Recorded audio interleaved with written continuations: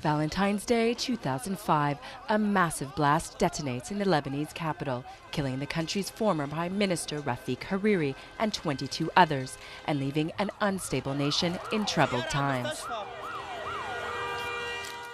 Hariri's son Saad was a businessman in Saudi Arabia at the time. 5 years on, at 39, he's now at the helm of government, after climbing a steep learning curve.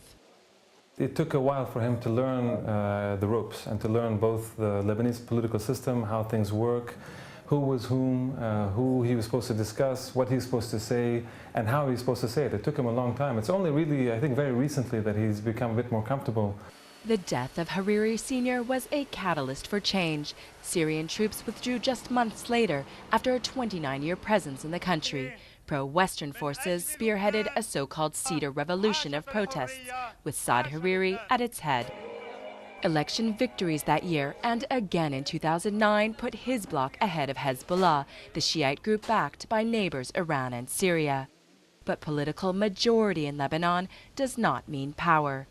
It took 5 months of drawn-out negotiations to form a unity government, time enough to force Hariri Jr. to balance Lebanon's fractious groups, not to mention their foreign backers. ننتظر من رئيس الحكومة سعد الحريري استكمال. What we expect of Prime Minister Saad Hariri is that he will continue to deepen Lebanon's relationship with Syria and that he demonstrates his commitment to Hezbollah resistance, which is the only thing that can protect us from the Israeli threat, what we consider to be the main threat to the country. Even as he has established a fragile equilibrium, new challenges await the leader of the Cedar Revolution: relations with Syria, tensions with Israel, and the pressing need for economic reform.